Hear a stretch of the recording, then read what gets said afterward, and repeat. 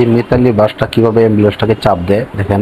এই এই যে চাপ দিচ্ছে একটা, এই যে চাপ দিল, এই যে একটু জুম করে দেখালাম, এই যে চাপ দেখেন বারবার চাপ মার। আসসালামু আলাইকুম, তাহিদ জামিল বলছি টিজে জামিল ব্লগস থেকে। চলছি ঢাকা ভৈরব সিলেট হাইওয়েতে। এখানে একটা জিনিস দেখার পরে নিজের ভিতরে কেমন যেন একটা দাগ কেটে গেল। কেননা ওই যে আমার ডান পাশে যে একটা একটা অ্যাম্বুলেন্স যাইতেছিল, অ্যাম্বুলেন্সটা হলো একটা বাসের পিছনে বারবার হর্ন বাজিয়ে যাচ্ছিল, কিন্তু কোনোভাবেই ওই বাসটা ওই অ্যাম্বুলেন্সটাকে সাইড দিচ্ছিল না। আমি প্রায় 10-15 মিনিট যাবত এই বাসের এবং অ্যাম্বুলেন্সের পিছনে লেগেছিলাম, কিন্তু এখন পরে ভিডিওটা চালু করতে গিয়ে হলে একটু পিছিয়ে পড়ে যায়। আসলে এই রাস্তাটা খুবই একটু বিজি, কিন্তু ওভারটেকিংটা আমি সাধারণত একটু সতর্কভাবে করি, যার কারণে হইলো সামনে যাইতে পারতেছিলাম না। এই যে সামনে অ্যাম্বুলেন্সটা আছে দেখা যাইতেছে, এই অ্যাম্বুলেন্সটা মূলত ওই বাসের পিছনে বারবার সিঙ্গেল বাড়ায় ইমার্জেন্সি অ্যালার্মগুলো বাজাইতেছিল। তারপরেও কিন্তু ওই বাস কিন্তু তাকে সাইড দিচ্ছিল না। আসলে মূল কথা হলো অ্যাম্বুলেন্স দেখলেই যখনই অ্যাম্বুলেন্স তখনই সাইড দিতে হবে। দেখেন এই শেষ মুহূর্তে যদিও সাইড দিচ্ছে, এই যে বাসটা দেখবেন কেমন একটা বাড়ি এই যে বাড়ি দিয়েছে, সে চাপ দিল যে তোর ওভারটেক করার কি দরকার, এরকম একটা বিষয়। বাসের ড্রাইভার যে কাজ করছিল সে বাস দেখটা কিন্তু চাপা দিছে, হালকা হালকা করে চাপা দিছে। যদি কিনা অ্যাম্বুলেন্সটা একটু জায়গা নিয়ে না যাইতো তাহলে হয়তো বা সে অ্যাম্বুলেন্সটা ক্ষতিগ্রস্ত হতে পারতো। আর অ্যাম্বুলেন্সটা হলো ইমার্জেন্সি অ্যালার্ম বাজাইছিল, অবশ্যই ভিতরে রোগী ছিল।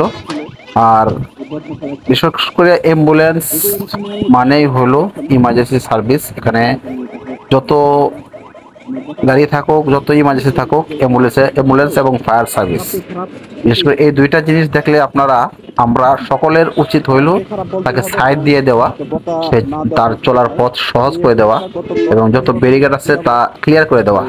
কিন্তু বাসের ড্রাইভারটা যে ব্যবহারটা করছিল আসলে খুবই দুঃখজনক। আসলে এই অ্যাম্বুলেন্সটার মধ্যে হলো হয়তো বা আমাদের সময় অনেক আমাদের আত্মীয় স্বজন হইতে পারতো। বলতেছিলাম মোট কথা হলো অ্যাম্বুলেন্স ফায়ার সার্ভিস ওদেরকে কোনোভাবে ব্যারিকেড সৃষ্টি করা যাবে না। পারতপক্ষে আমরা রাস্তা ছেড়ে, যে কোনো যানবাহনে থাকি না কেন, রাস্তা ছেড়ে ওদেরকে চলাচলের সুবিধা করে দিতে হবে।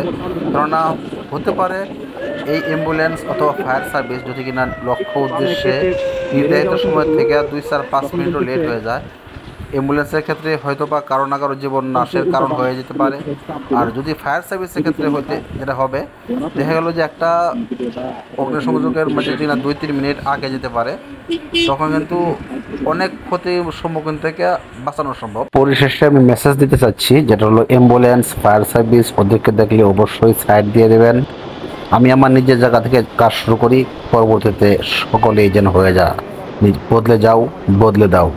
যদি আমার ভিডিওটা ভালো লেগে থাকে তাহলে লাইক, ফলো, সাবস্ক্রাইব করবেন। আর যদি ভালো না লাগে দেখতে থাকেন, দেখতে দেখতে ভালোবাসা ভালো লাগা হয়ে যাবে ইনশাআল্লাহ। আজকের ভিডিওটা এই পর্যন্তই। পরবর্তীতে অন্য দিন, অন্য সময়, অন্য আরেকটি বিষয় নিয়ে উপস্থিত হব আপনাদের সামনে। এ পর্যন্ত ভালো থাকুন, সুস্থ থাকুন। আল্লাহ হাফেজ। আসসালামু আলাইকুম। TJ Jamil blogs.